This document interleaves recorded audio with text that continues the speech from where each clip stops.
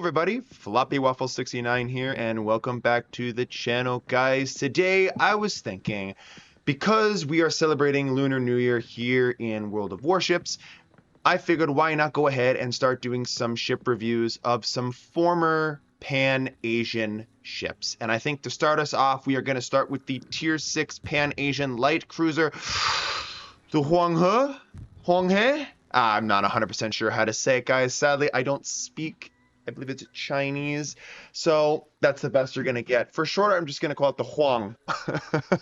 But anyways, guys, this is the Huang, the Tier 6 light cruiser for the Pan-Asian. Now, this is quite an older ship, guys. I think this ship came out, God, 7-ish years ago.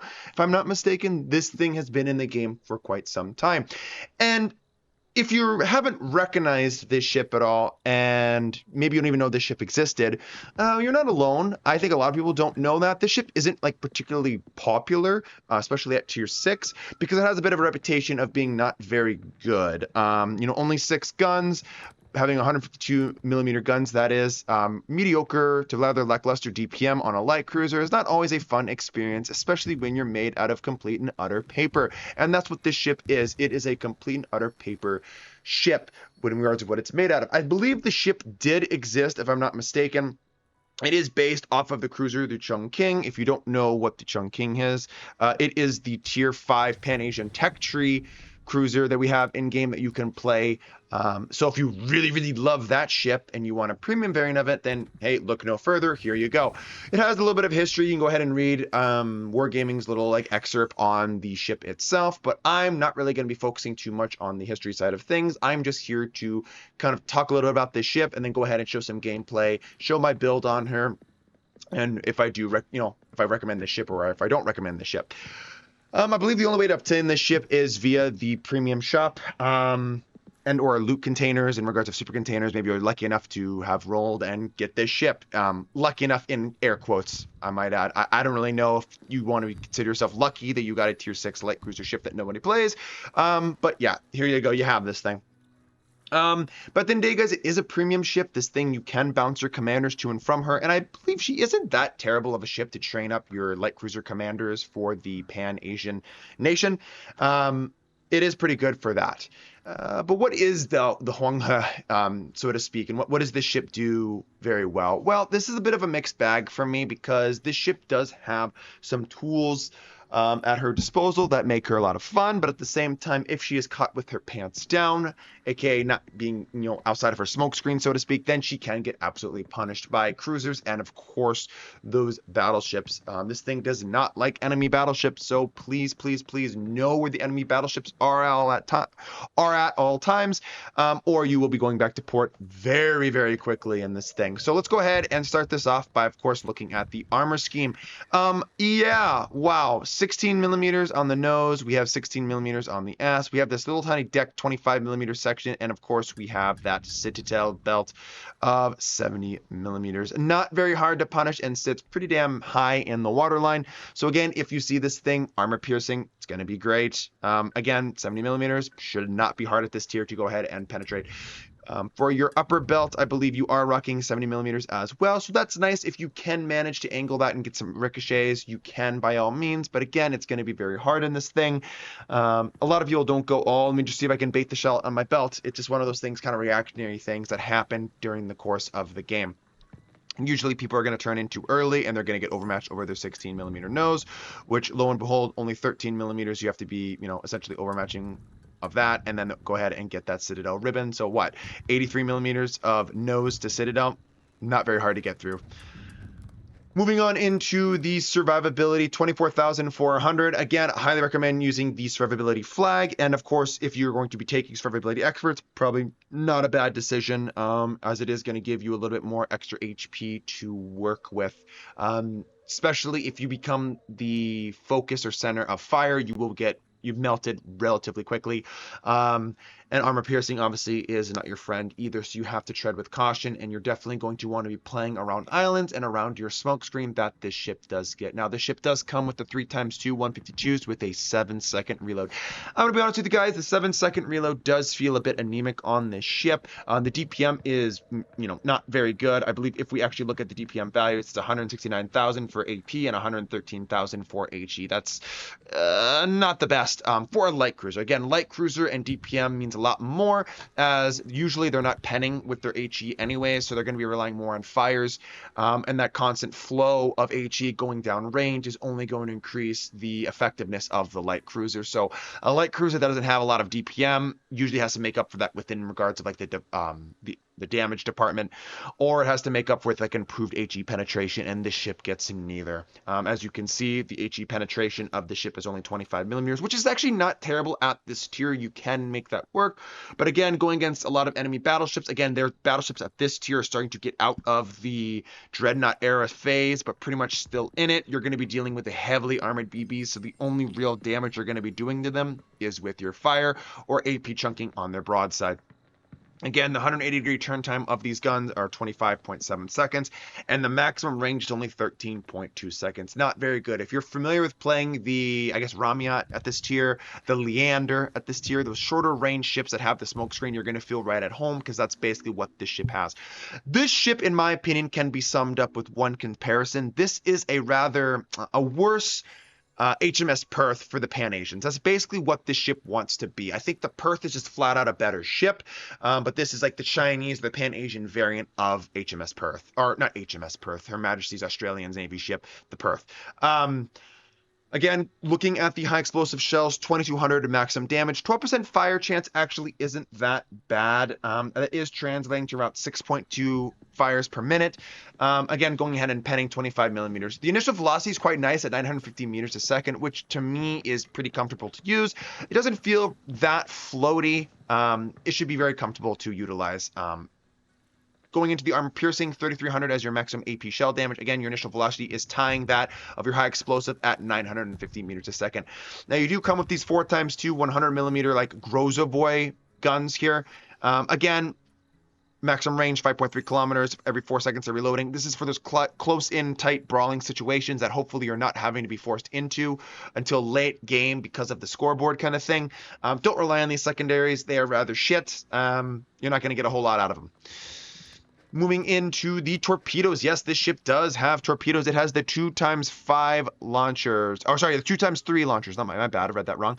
2x3 launchers of 533 millimeter torpedoes that go 8 kilometers. Not bad.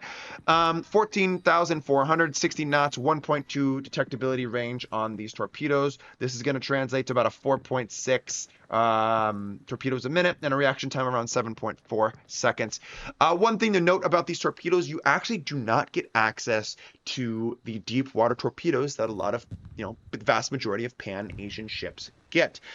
This ship actually just comes with your standardized torpedoes, which in my opinion are a little bit more useful, as now every now and then you will get that occasional submarine, even though it's very rare, or destroyer running into these torps and doing a little bit of, not a little bit, but a lot of fucking damage to those ships, which is quite nice. I think deep water torpedoes are very specialized in what they do, and only certain scenarios are they really going to be applicable for them to really do what they're meant to be doing, which is do that catastrophic damage to enemy ships. I think these torpedoes are a little bit more useful. Similar to that of the Anshan, the other tier 6, destroyer down here. Similar kind of torpedoes here, the 2x3, 533 launchers, basically identical torpedoes.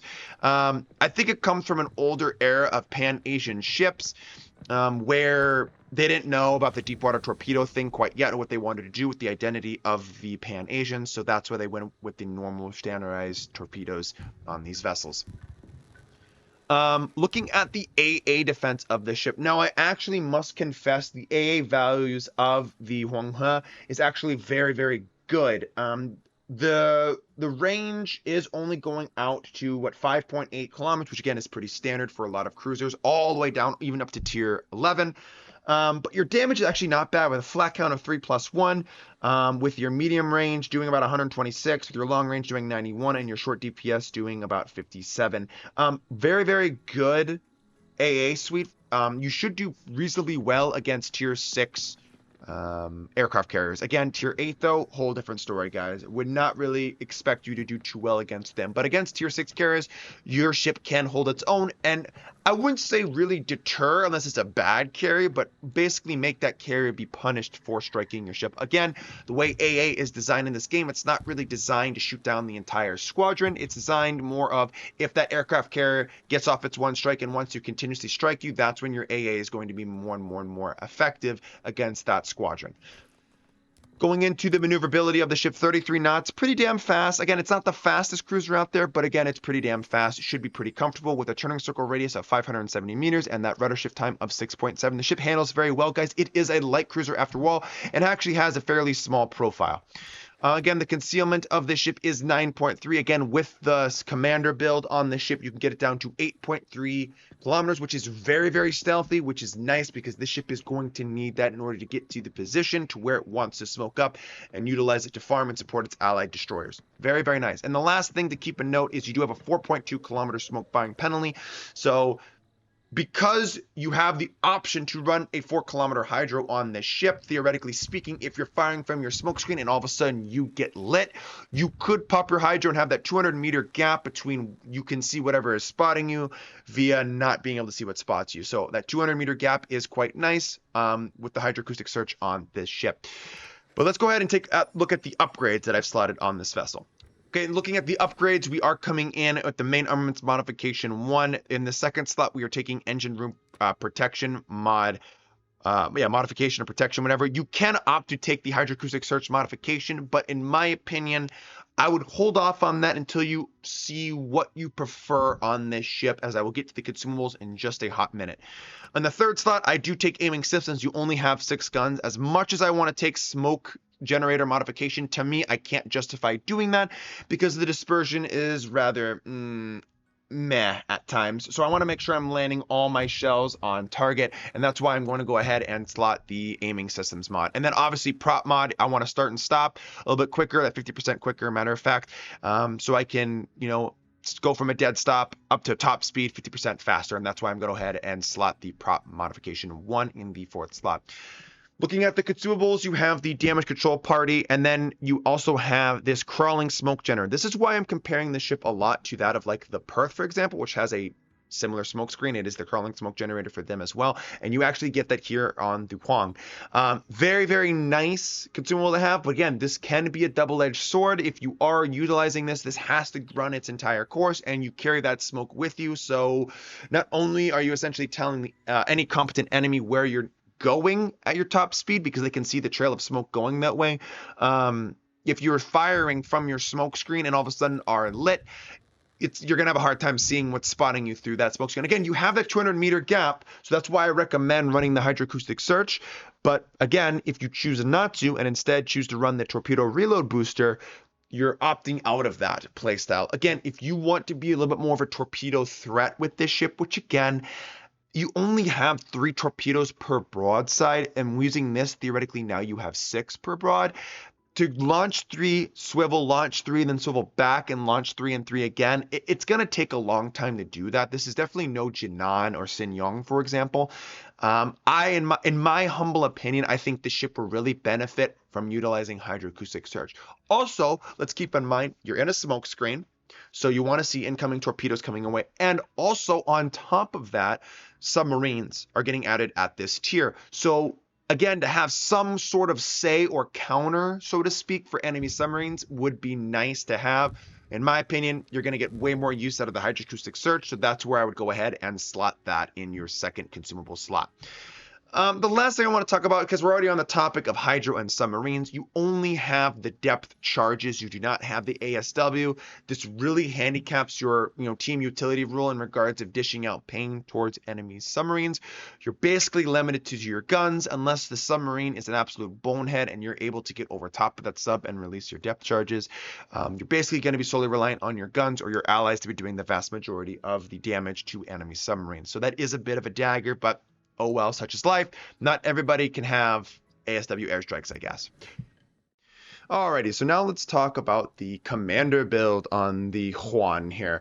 So obviously right now I only have a 13-point commander.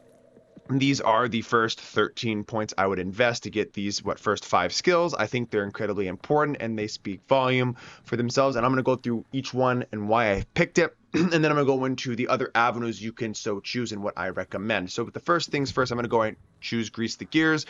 Obviously, for plus 15% faster main battery traverse speed, your light cruiser, you might want to make sure, you only have 6 guns, but you want to make sure you have your turrets to bear at all times. Demo expert, obviously I want to increase the likelihood of my ships setting fires. I only have 6 shells, right? So I want to make sure I increase that. Then I'm following up with Adrenaline Rush. You're probably going to take damage. Even though you don't want to take much, you will most likely be taking damage. So if I can go ahead and boost my overall DPM and reload times of all my armaments, I'm going to go ahead and do so. Concealment, so I can go ahead and get this down to 8.3 kilometers. And then following up with Superintendent, get an extra puff of each, especially that smoke screen. I really want that extra charge of the smoke screen consumable. Next, I'm actually going to take 4 more points and go ahead and select the outnumbered skill. Again, if you don't know what this skill does, you can read it right here. It improves your ship's characteristics while the number of allies within your ship's main battery firing range doesn't exceed the number of visible enemy ships. Your ship does not or is not counted as an allied ship. Plus 8% speed and minus 10% main battery shell dispersion. That minus 10 main battery shell dispersion is a game changer, guys, and is crucial for this ship. You only have 6 guns. Again, so if I can pinpoint where my shells are going and even further increase the amount of accuracy I have on this ship, I'm going to do so. Okay. So now we kind of come to a bunch of like a crossroads where you could really go in different avenues in what you want to buff. Some players, if they want to do RPF, I understand a reason for why you want to do that. Some players, even though the game recommends it too, might want to choose IFHE so you can go ahead and get further penetration on your high explosive, go 31 millimeters of penetration and reducing your reload to 7%. Personally, for me, I don't think that's the right avenue of this ship. You only have 6 shells anyways. I don't want to cut my fire change in half. I don't think it's enough to justify it. And regards to the way the playstyle of the ship, I don't think it's really worth it. Okay. Plus, mix with your DPM values, not really worth it.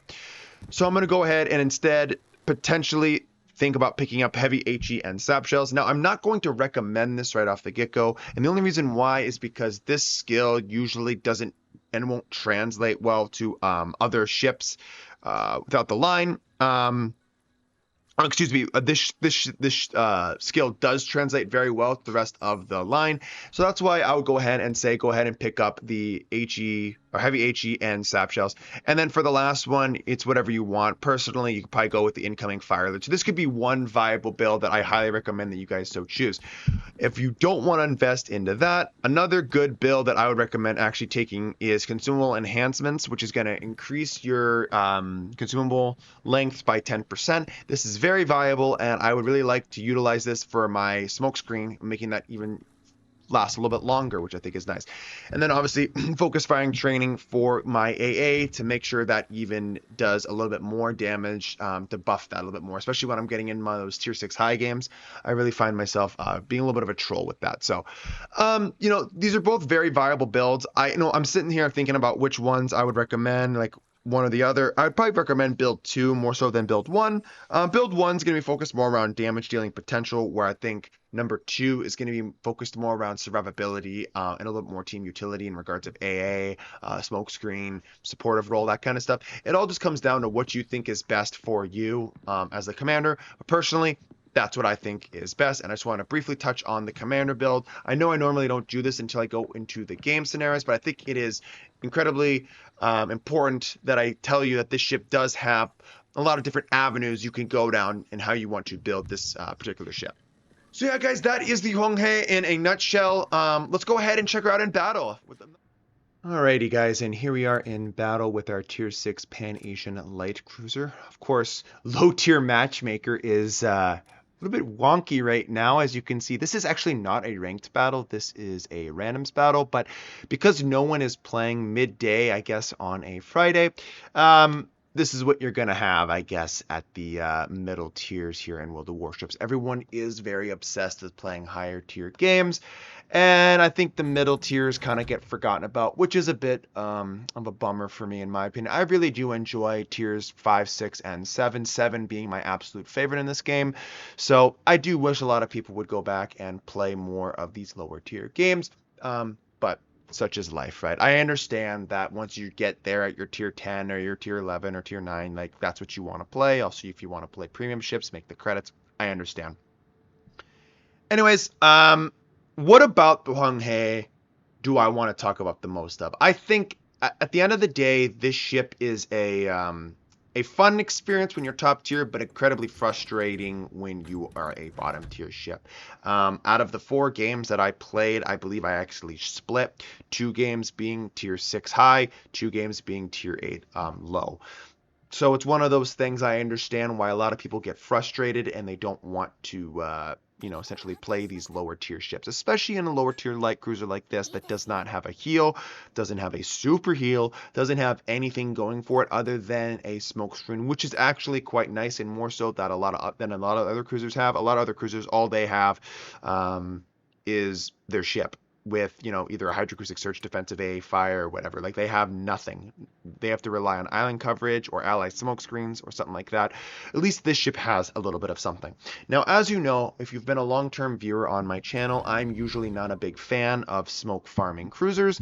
I find them to be kind of not as full throttle as I want to be, not as much skill involved when playing them, and I still stand behind that.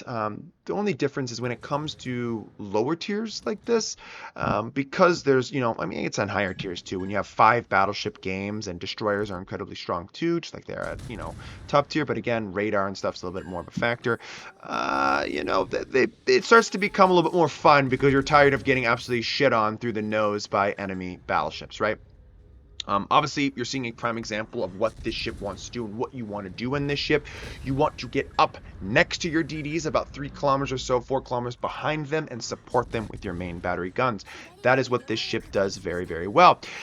Because you have the hydroacoustic search, or at least I slot the hydroacoustic search, it's going to allow me to have a little bit of alleviation and a little bit of peace of mind with those torpedoes, so I know where they're at all times.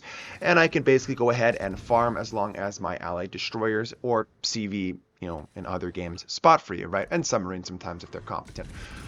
When you're going against other light cruisers, especially tier for tier, definitely don't be hesitant to go ahead and switch to that armor piercing. The armor piercing, this is 152 armor piercing, especially against a lot of these other light cruisers. You have more than enough shell velocity and pen that you can go ahead and citadel them, especially at these closer end ranges. I would say anywhere between like 8 kilometers and in.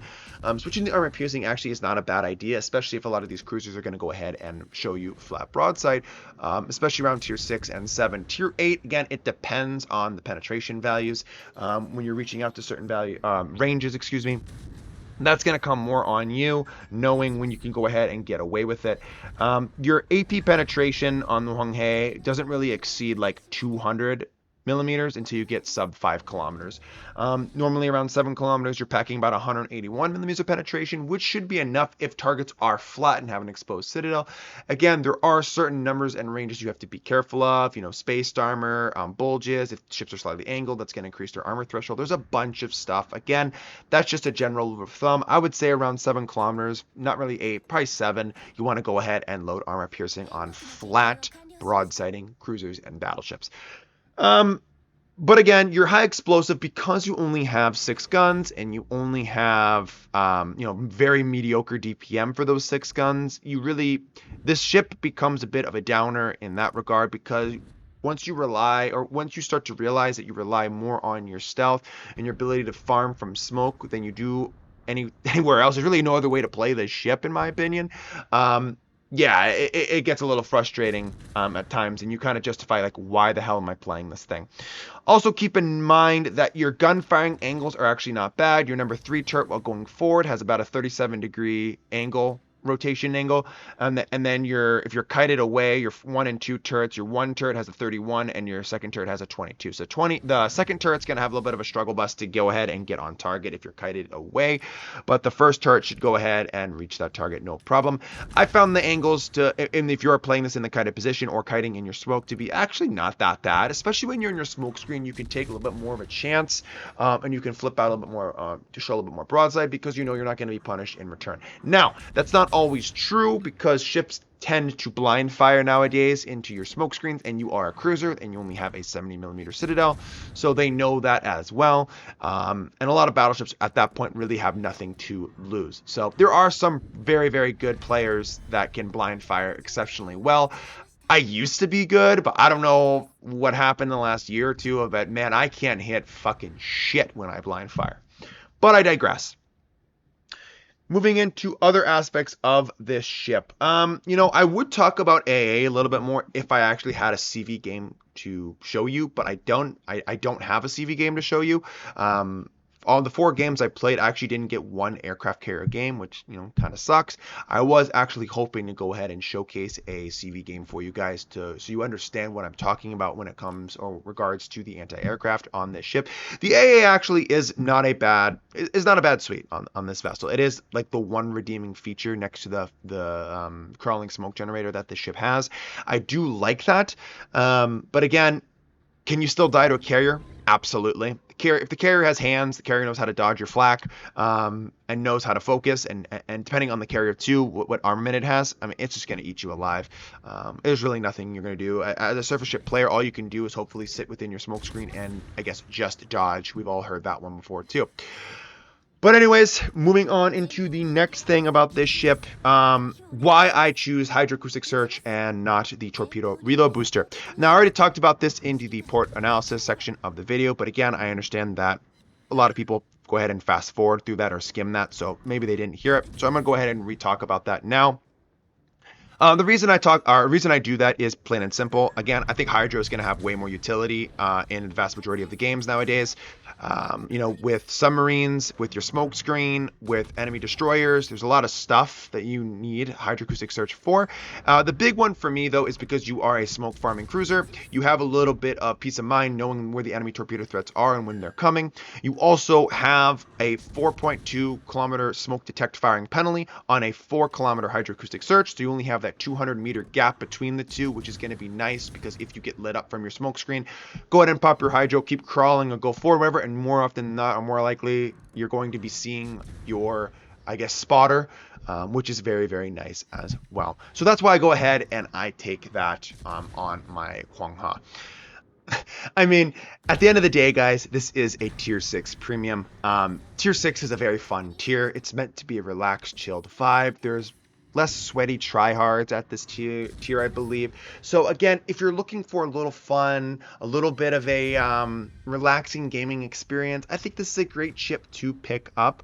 But more often than not, you're probably going to get lucky enough to get this ship via loot crates or super container. That's how you're probably going to obtain the ship, or Santa crates if you happen to get it during the Christmas event as well. All in all, decently average game, not bad. Let's go back to port and I'll give you my final thoughts. Okay, my final thoughts of the Huanghe. Yeah, I mean, she's not a bad ship. I mean, let's be honest, there are going to be other tier 6 cruisers that are going to be not only more fun, that are going to be stronger, all that jazz, right? There's a lot of them. The Huanghe, in my opinion, is just not one of them, but it is a fun ship every now and then to go back to and kind of troll the enemy. Because maybe they haven't seen it, maybe they don't understand all the quirks of what makes this ship unique, and a lot of people don't understand that this ship has a crawling smoke generator. I think the best way to sum up this ship, like I've already said previously in the video, this is the Chinese version of the Perth. If you like the Perth, you're probably going to like this ship to some degree, though you lose one turret. And that's really about it. I think the Perth is probably the better ship. And if you want a similar gaming experience, probably a little bit more competitive, then I'd probably look more so at the Perth than I would this ship. I believe I've already made a full in-depth analysis on the Perth. So if you want to go check that out, by all means, go ahead and I'll link that in the description too. You can go ahead and check that video out.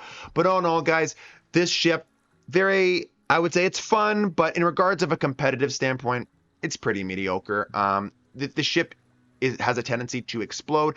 If you're not a very skilled commander yet in regards of a cruiser commander, maybe put this one to the wayside for a little bit until you learn, like effectively how to dodge and have quicker reaction times, that sort of stuff. And once you start learning the ship and the way the ship performs, then it's going to allow you to reach that next level, and you're really going to get a lot more out of this ship. But again, if you're a novice, if you're not really familiar with all the quirks and how to play your cruisers quite yet, especially your smoke farming cruisers, yeah, I would probably say skip this ship for right now. There are going to be better alternative options that are not only going to be easier, but definitely more competitive. But if you're looking for a good time, this is the one for you.